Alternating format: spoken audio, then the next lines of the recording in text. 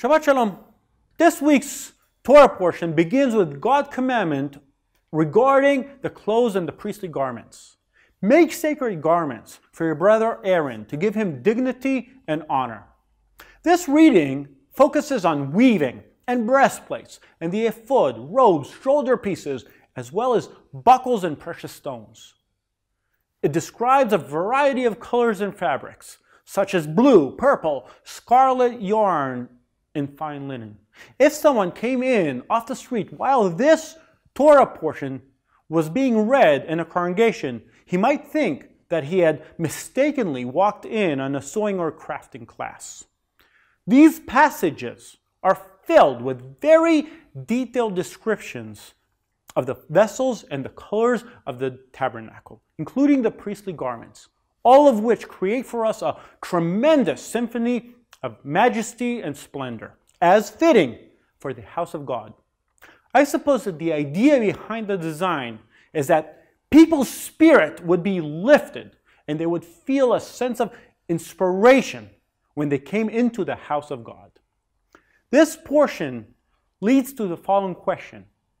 What's the point of an entire Torah portion that talks about clothes? There is a well-known saying that goes, clothes make the man. There's a story about an employee who works in a telemarketing company.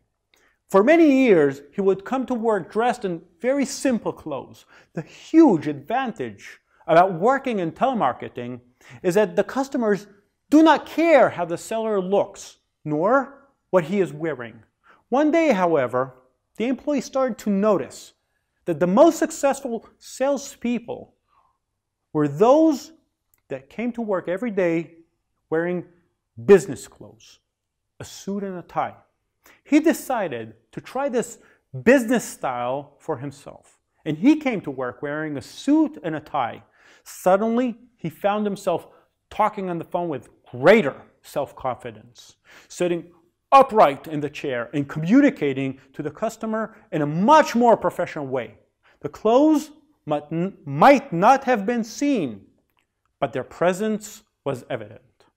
I suppose that this is a reason why the Torah emphasizes the garments of the priests, to make sure that the priest would be willing to serve the public and serve God in the most honorable way. In Judaism, we are familiar with the idea of Shabbat clothes. What's behind this idea? Does God really care about the clothes we wear? In a certain way, I believe He does. I learned from this parasha that whenever a person comes to the congregation to be a part of the group, to stand and pray before God, he or she must be clean and dressed in respectable, fine clothing. The saying, clothes make the man, proved to be true.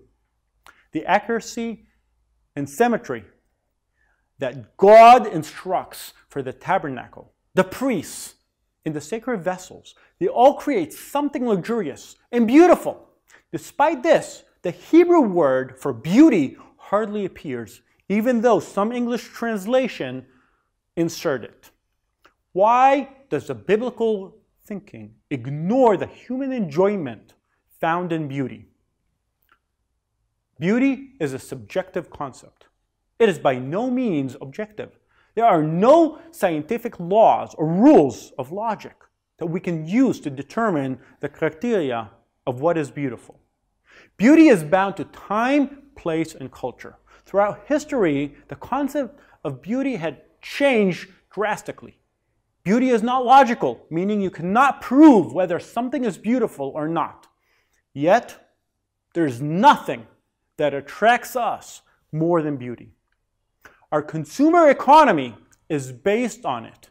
Almost everything we buy must first be attractive. Only after the product passes the beauty test do we think about the effectiveness of it. We live in a time that is especially known as a consumer culture. And as such, we use beauty to promote sales. Designers strive to design consumer goods, from shoes to clothes to furniture to cars, in order to simulate an aesthetic experience for the consumer. One of today's modern problems is that we have become like vessels in which only the outside is seen and valued. The Bible describes the problem with beauty. For example, in the story of Adam and Eve, the tree of knowledge is described as being beautiful.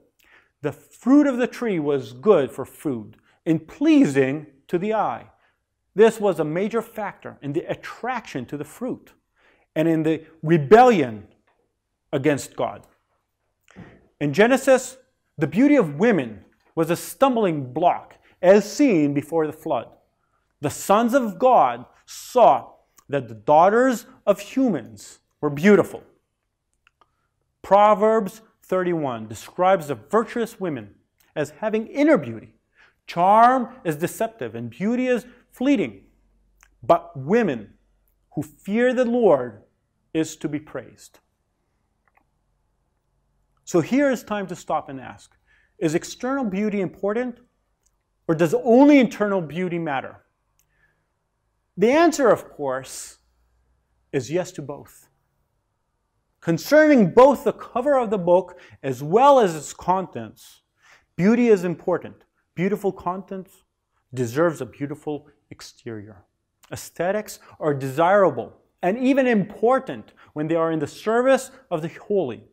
This is evident with the temple, the priestly garments, the tabernacle, and the sacred vessels, as we learn today from this week's parasha. The plain sense of the Bible teaches us that the priestly garments are for dignity and honor for two main reasons. The first reason is to foster a sense of respect and honor in the assembly. Worship requires a separation between the holy and the common, and for this, the priests are designed in a unique way. In fact, in every religion, one can identify the prayer leader, the rabbi, the priest, because they are typically dressed differently from others. One glance at the prayer leader, and you can see that clothes make the man. His clothes create distinction and reverence. A person who is well dressed is seen as one who is elevated higher than the rest of the people, much more than if he were not to be dressed in luxurious clothes. Another reason is for the priest himself, the prayer leader, to treat his status with respect, to take his role and status seriously and honorably. When we dress out of respect for the Shabbat in the community, we are honoring the status in the dwelling place of God. On the other hand, Yeshua despises our worrying to look good and asks us, why do we care so much about clothing? Yeshua takes us to a field of flowers. And why do you worry about clothes? See how the flowers of the field grow. They do not labor or spin. Yet I tell you that not even Solomon in all his splendor was dressed like one of these. But nevertheless, we are told to dress nicely and modestly. I also want the women to dress modestly with decency and propriety. In the Bible, sometimes clothes are connected with a spiritual state or a state of sin. For example, Zechariah chapter 3.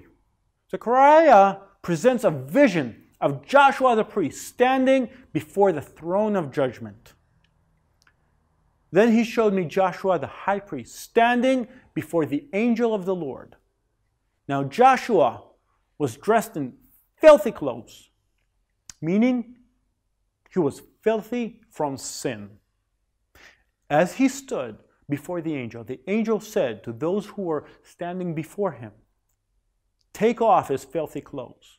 Then he said to Joshua, "See, I have taken away your sin, and I will put fine garments on you." Clothes can also indicate salvation. I delight greatly in the Lord. My soul rejoices in my God, for he has clothed me with garments of salvation and arrayed me in a robe of his righteousness. Yeshua teaches us a parable of the great banquet in Matthew 22. The parable is about the kingdom of heaven in which God, the King, prepares a wedding feast for his son, Yeshua. Many were invited to this wedding feast, but few showed up. The king sent out his servants to bring in any person they would find to come and participate in the wedding. At the end, many guests attended the wedding. But one verse is particularly jarring to the ears. But when the king came in to see the guests, he noticed a man there that was not wearing wedding clothes. He asked, "How did you get in here without wedding clothes, friend?" The man was speechless. Then the king told the attendants, "Tie him hand and foot and throw him outside into the darkness, where there will be weeping and gnashing of teeth." In this parable, the wedding clothes represent sin, as in the previous example from Zechariah chapter 3. This man had not given his life to Yeshua and did not receive the forgiveness of sins through Yeshua the Messiah. Therefore, that person was not suitable for the wedding feast in the kingdom of heaven. In conclusion, I am convinced that we need to be dressed in dignity and honor when we come into the house of God or the congregation. This will show respect to the people around us, as well as psychologically cause us to take more seriously the house of God. The famous saying, "Don't judge a book by its cover," doesn't work. People will always judge the book by its cover. Therefore, we have the obligation to wrap valuable content in a dignified cover. Shabbat Shalom.